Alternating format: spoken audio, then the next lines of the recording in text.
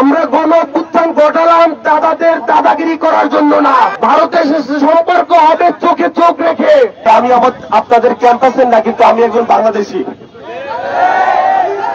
হাসিনার বিপক্ষে কথা বলতে কোনো ক্যাম্পাস লাগে না, ভারতের বিপক্ষে কথা বলতে কোনো ক্যাম্পাস লাগে না।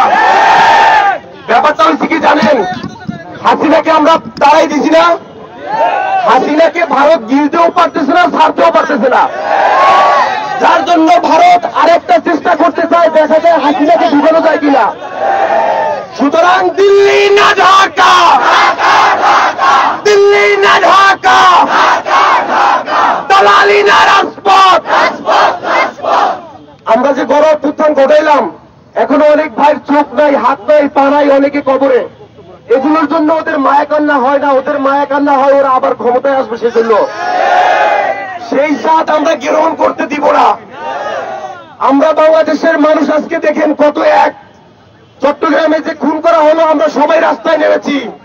সুতরাং দিল্লির ভাইয়েরা, দাদারা, আমরা গণ অভ্যুত্থান ঘটালাম দাদাদের দাদাগিরি করার জন্য না। ভারতের সাথে সম্পর্ক হবে চোখে চোখ রেখে। আপনি অর্ডার করবেন আর আমরা চোখ বুঝে দাদা দাদা করবো, এটা চলবে না। মনে রাখবেন, এটা নতুন বাংলাদেশ। আমরা সবাই একটু হাতের ডান দিকে তাকাই, মাতৃভূমি না মৃত্যু। সুতরাং পাতাটা সুযোগ দেয়, দালালি চলবে না। দিল্লি না ঢাকা, দিল্লি না ঢাকা। আমি ফেসবুকে ইউটিউবে ভিডিও বানাই, কিন্তু দেশের সাথে যখনই যেখানে দুর্দিন আসবে আমি সেখানে আপনাদের সাথে আসবো। আমি হচ্ছে আপনারা যখন কোন সংস্থার আন্দোলন করেন, তখন ছাত্রলীগের বিপক্ষে আমি ভিডিও বানাই, তখন আমি লাইভ ছিলাম।